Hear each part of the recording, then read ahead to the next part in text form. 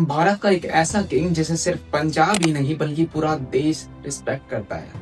मैं बात कर रहा हूँ शेरे पंजाब राजा रणजीत सिंह जी की। जब कभी भी सेकुलर किंग्स की बात आती है तब लोग मुगल बादशाह अकबर का नाम लेते हैं, पर लोग ये भूल जाते हैं कि इंडिया में एक ऐसे भी किंग रहे हैं जिन्होंने सेकुलरिज्म को एक अलग लेवल पे पहुंचा दिया।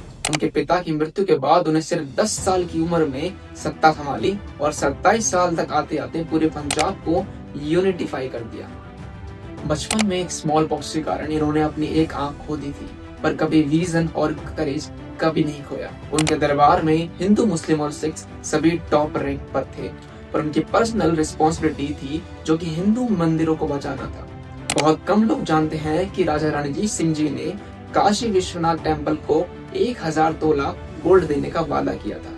कोहिनूर हीरे के बारे में तो आपने सुना ही होगा, और एक और मिस्टीरियस थिंग है जो राजा रणजीत सिंह जी से जुड़ी हुई है।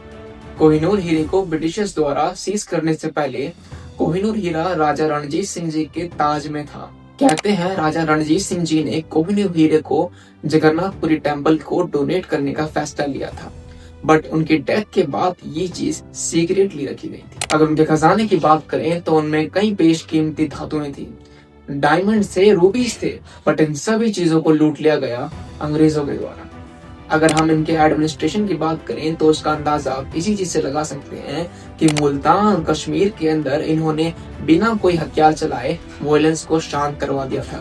इनकी आर्मी का नाम खालसा आर्मी था, जो कि एशिया की सबसे मॉडर्न आर्मी बन गई। राजा रणजीत सिंह बहुत ही आम किस्म के राजा थे। उन्होंने कभी दिखावा नहीं किया।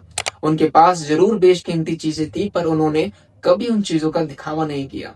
उनकी एक पॉलिसी थी, power for the people not for the show off. इसीलिए राजा रणजीत सिंह सिर्फ एक सिख किंग नहीं थे, वो इंडिया के लास्ट ग्रेटेस्ट इंडिपेंडेंट किंग थे, जिसमें ब्रेवरी और राष्ट्रवाद की तो कभी कमी हुई ही नहीं।